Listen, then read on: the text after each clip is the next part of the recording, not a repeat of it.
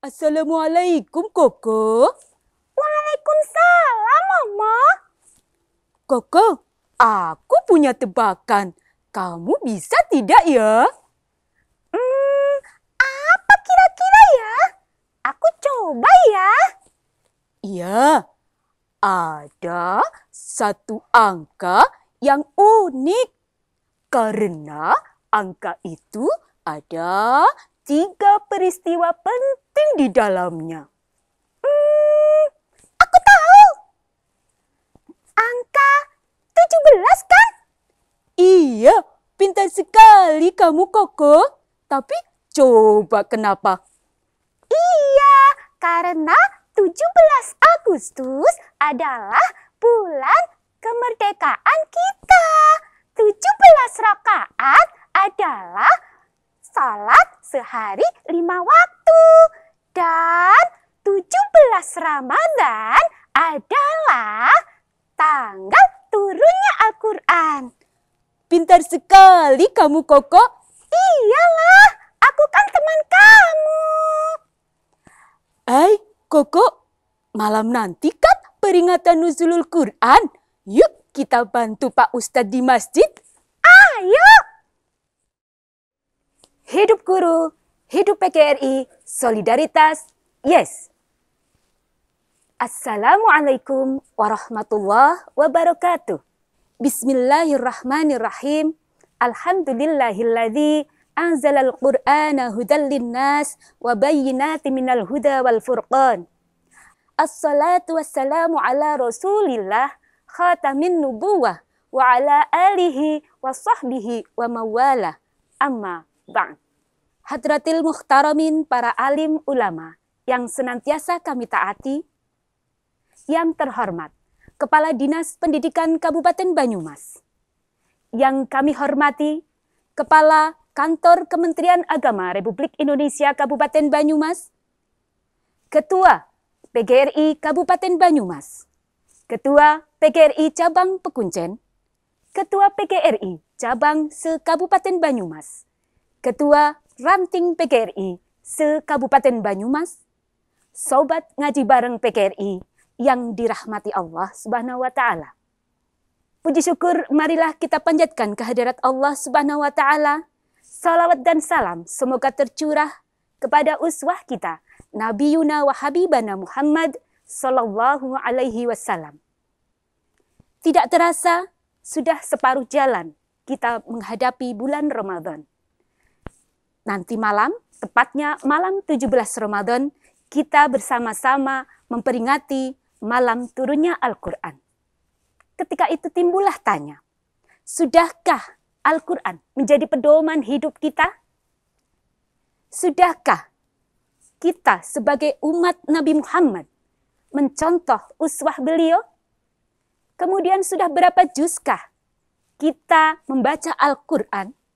Sobat Ngaji Bareng PGRI yang dirahmati Allah, semua tanya tadi akan kita cari jawabannya di tausiah yang akan disampaikan oleh PGRI Cabang Pekuncen, yang akan disampaikan oleh Bapak Andriono SPD. Semoga bermanfaat dan selamat menyaksikan.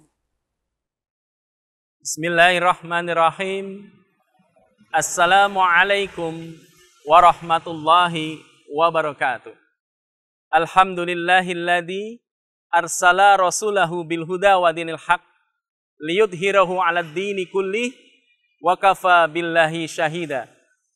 Asyhadu an la ilaha illallah wa asyhadu anna Muhammadar Rasulullah. Allahumma shalli ala Muhammad wa ala ali Muhammad. Rabbi srahli sadri wa yassirli amri wahlul 'uqdatam min lisani yafqahu qawli. Amma ba'd. Alhamdulillah, segala puji bagi Allah yang telah melimpahkan kepada kita semuanya nikmat iman, nikmat Islam, nikmat sehat, dan nikmat sempat.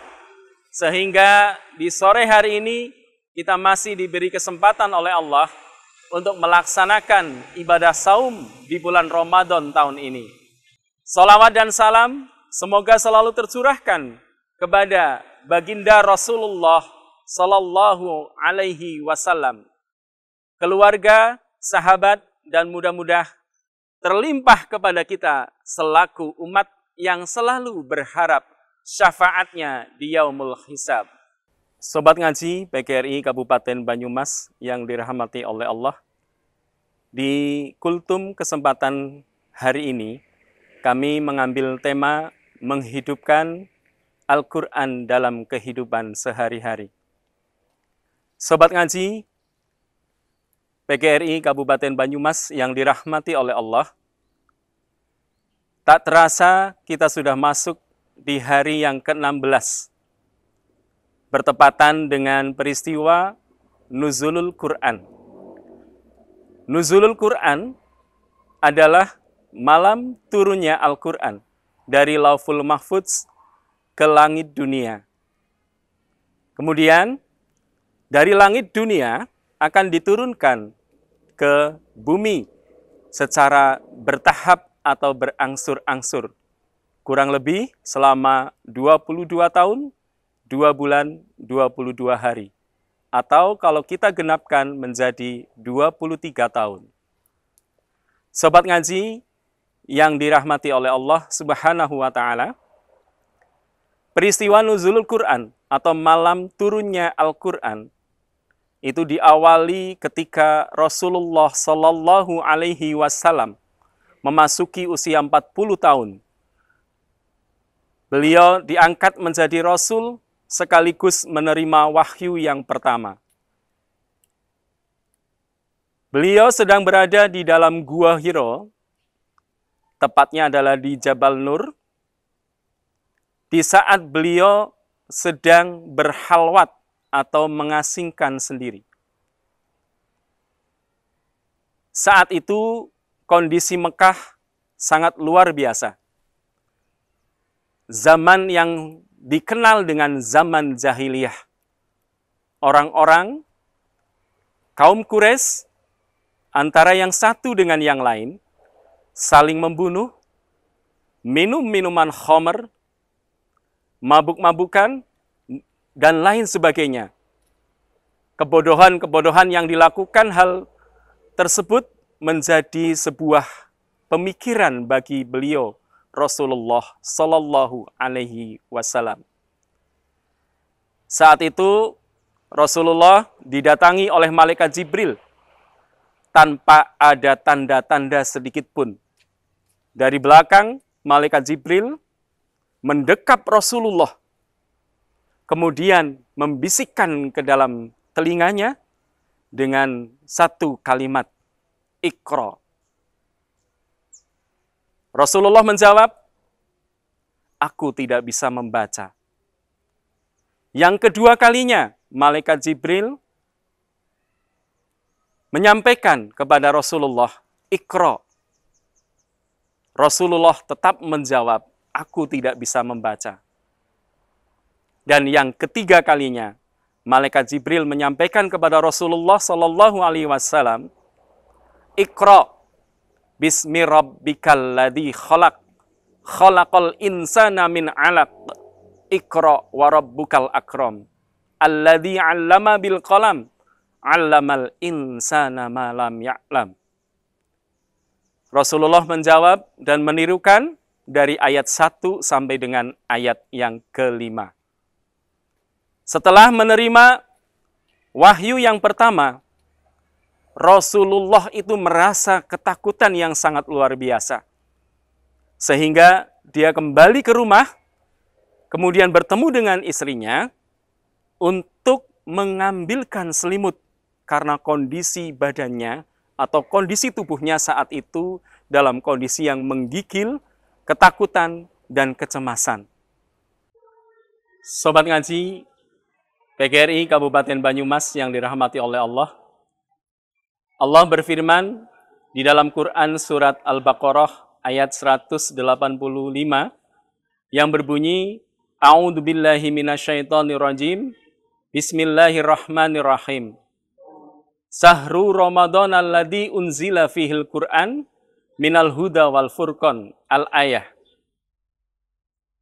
Bulan Ramadan yang diturunkannya di dalamnya adalah Al-Quran, petunjuk dan pembeda. Dari ayat ini, sobat ngaji sekalian, kita mengetahui dan memahami bahwasanya bulan Ramadan itu adalah bulan diturunkannya Al-Quran. Bulan Ramadan disebut juga dengan Zahrul Quran.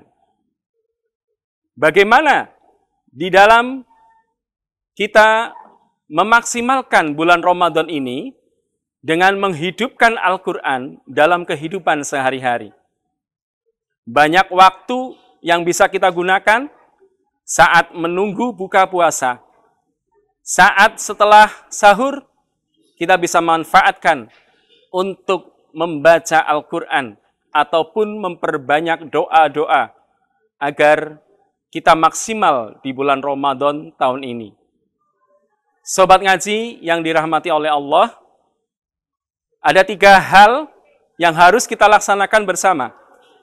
Kalau kita merasa sebagai orang Muslim yang memiliki Al-Quran sebagai petunjuk buat kita semuanya, sebagai panduan hidup untuk menerapkan dalam kehidupan sehari-hari. Yang pertama adalah dengan kita membaca dan mentadaburinya.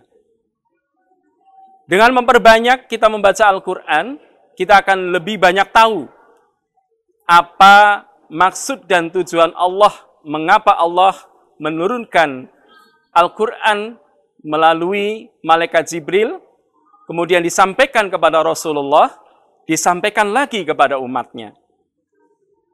Dengan kita mentadaburi Al-Quran, kita akan lebih tahu bagaimana Al-Quran berbicara masalah hukum, bagaimana Al-Quran berbicara masalah perintah-perintah Allah, dan bagaimana Al-Quran berbicara masalah larangan-larangan Allah. Disitulah kita semuanya, yang pertama kita harus membaca dan mentadaburinya. Yang kedua adalah kita mengamalkan dalam kehidupan sehari-hari. Al-Quran sudah jelas, Dzalikal kitabul la raiba fihi hudal lil muttaqin. Al-Quran tidak ada keraguan di dalamnya, petunjuk bagi orang-orang yang bertakwa. Maka ketika kita ingin mencapai derajat takwa, kita harus mengamalkan apa maksud dan tujuan dari Al-Quran diturunkan. Setelah kita membaca, mentadaburinya, kemudian mengamalkan, selanjutnya adalah mengajarkannya. Khususnya adalah kepada keluarga kita, pada umumnya adalah umat Islam yang ada di sekitar semuanya. Di dalam sebuah hadis disebutkan, khairukum man ta'allamal Qur'an wa 'allamahu. Sebaik-baik dari kamu adalah orang yang belajar Al-Quran dan mengajarkannya. Demikian yang bisa kami sampaikan pada kesempatan hari ini. Mudah-mudahan ada manfaatnya buat kita semuanya. Fid dunya wal akhirah. Billahi taufik wal hidayah. Nasrum minallah wa fathun qarib wa basyiril mu'minin. Fastabiqul khairat. Wassalamualaikum warahmatullahi wabarakatuh. Sobat Ngaji Bareng PKRI yang dirahmati Allah, demikian tadi uraian singkat tentang Al-Quran sebagai pedoman hidup dan kehidupan bagi umat Islam.